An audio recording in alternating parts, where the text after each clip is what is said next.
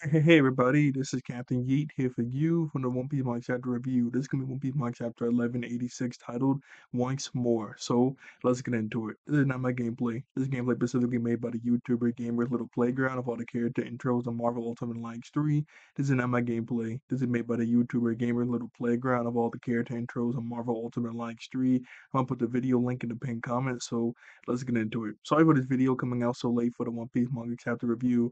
I'm visiting my cousin in Boston because he's getting married tomorrow, and we've been doing a lot of stuff all day, so I didn't have a lot of time to sit down and to record this. Plus, I don't have my own space like I usually do at my house. I'm in somebody else's house, so I have to wait until I get my own space a little bit to record this. So let's get into the actual chapter.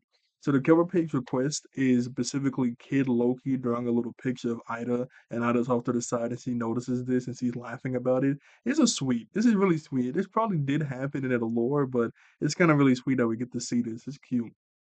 So the after chapter starts off right where we left off with the Armada attacking Xperia. Everybody's fighting them off. Brooke, he ran into that room and he specifically sees King Ruben dead. Him and Princess Syria both doing reverse seed. He also sees that random dude sitting off to the side smoking. And I think his name is Marcus Mars, the Gorosei that can turn into the gigantic bird. I'm pretty sure that's Marcus Mars. And while we're in this specific section of the chapter, we do get like an outward panel where it does show that Emu is controlling Marcus Mars. We didn't really know that. We just kind of assumed that he was just there, but we do see Emu controlling him. So okay, yeah, he is doing that. That was like a little thing that we were like debating on a little bit.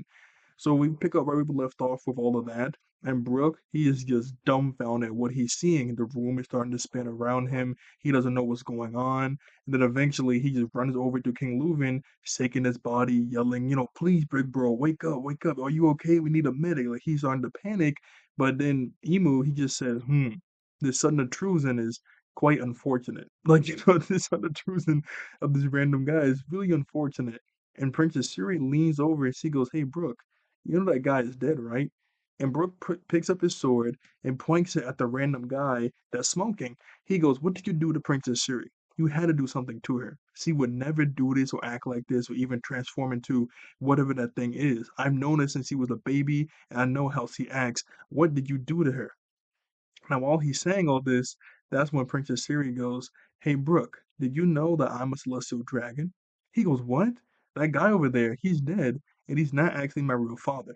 Brooke gets really mad at this, saying, don't call him sorry, don't call him that guy. That is your father. He also says yeah, he says, don't call him that guy. He is your father. She goes, well, can you prove that? I don't need to prove it. The bond between the parent and the child is so immeasurable. That is your father. And she goes, no, the fact is, that is not my father. I'm actually a celestial dragon. He did not need, well, not he did not need, but I'm a celestial dragon. He's not my father. She also says that that whole demand for 1,000 slaves, that was fake. The government actually asked him to bring over Princess Siri because that's not the father. I mean, because that's not his kid, but he didn't want to. So he just made up the whole demand for 1,000 slaves. She's supposed to be living in the Holy Land. So that means for the past 16 years, her life has been wasted. Obviously, Brooke is really mad at this. Don't say that about your father. He's clearly dead. You shouldn't be saying that kind of stuff.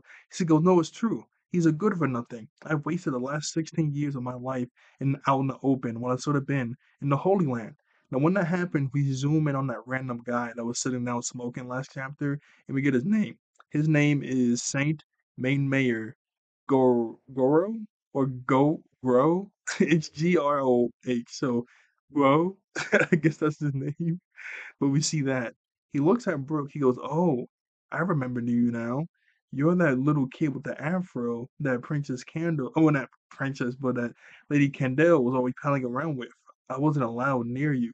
Now, when he says that, his hat pops up from over it. Oh, sorry, there's a lot of noise in the background. You hear that? Okay, I'm back. Sorry about that. It was like a super loud car going by. So his name is Goro. It's a really weird name, Groh. Anyway, when he says that I wasn't allowed near you, I guess he's like really dangerous. I mean, obviously he's a god tonight, but he was really dangerous or really mean. And when he says that, his hat comes off his eyes and he has the mixed match eyes, just like Princess Siri. Now, they don't specifically say that he is the father, but he does know Lady Kendall. They were somewhat close. and he has the same type of eyes C does. So it's pretty assumingly that he's the one that had the kid with her, but they don't specifically say that, but context clues. He's probably is the father to her.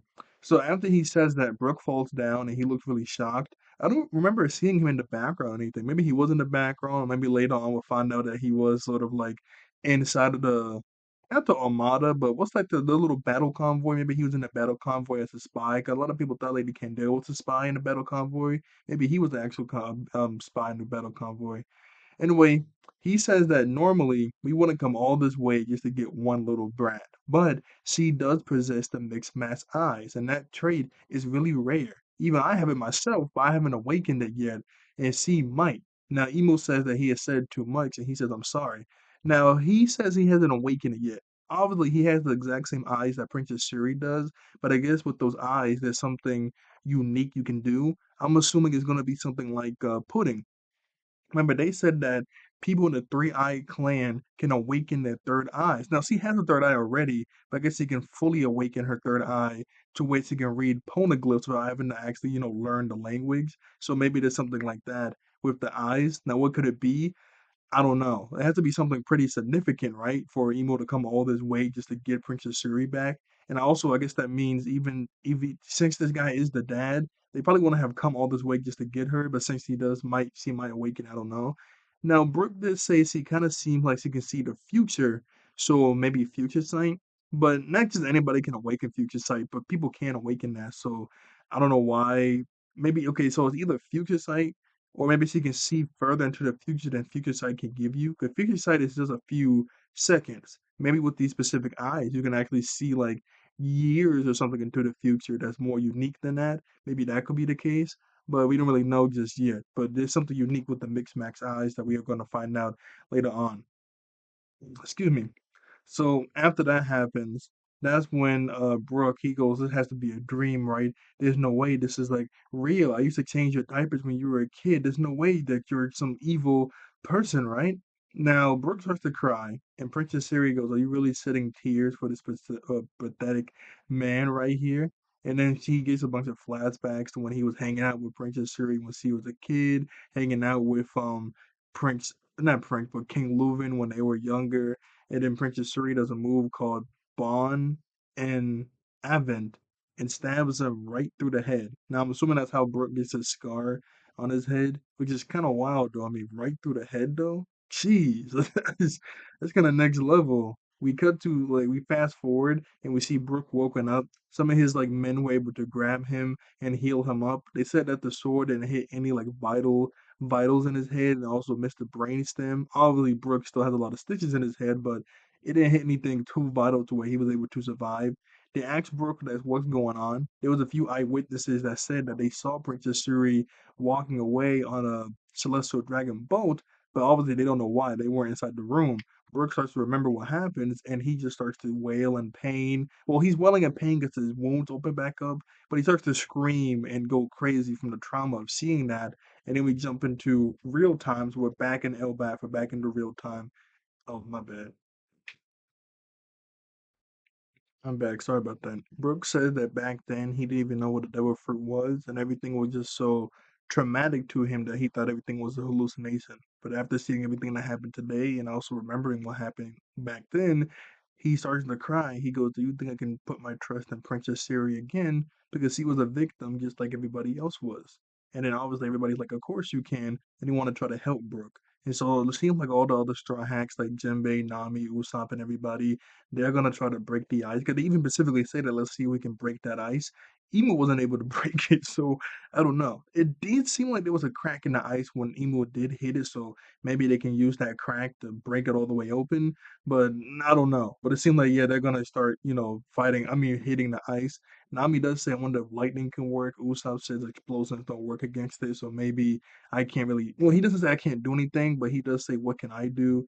Jinbei his is like more internal damage, so maybe he can do something. But yeah, they're gonna be fighting against not fighting against the ice, but trying to break the ice to get Princess Siri back out.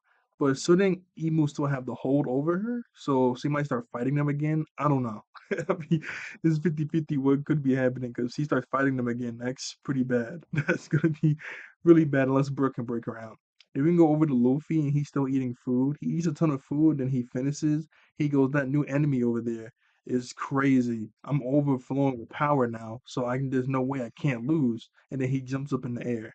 We go back over to Loki and Emu, and Loki's just not taunting Emu, but calling him a coward and calling him pathetic, since him and the other god knights are trying to use kids as leverage against Elbaf. And then Emu says, "Let me put you in on some knowledge.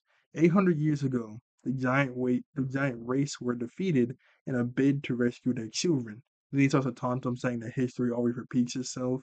So I don't know if it was the exact same situation that's going on now, but I guess back then some sort of situation happened to where, yeah, the giant kids were used as leverage, and the giants lost because of that. They seem to be doing fine now, but I guess they were like something pretty bad happened to the race 800 years ago, which is wild that he's doing this all over again. I mean, he does say history repeats itself, but still, it's kind of crazy. I'm sorry I'm talking so fast. I have to go try on my tux for the wedding. But with all that being said, the last panel of the chapter is Luffy. He's flying in base form. He goes, "Hey, get out of Elbaf," and he punches Emu right in the face. And he goes, "Well, it looks like he's about to go flying. We see his face like squash and squish, like he punched him pretty hard." And then it says with one punch. So I doubt that means Emu gets beat in one punch. That makes no sense, literally. So either that means Emu's timer runs out after this one hit and he has to go back, or Luffy's only ever gonna get that one hit off. After this one hit, Emu's just gonna go crazy. He's just gonna go crazy on him, which would be wild. But I mean, it's Emu. You never know. But that's the chapter for you guys today.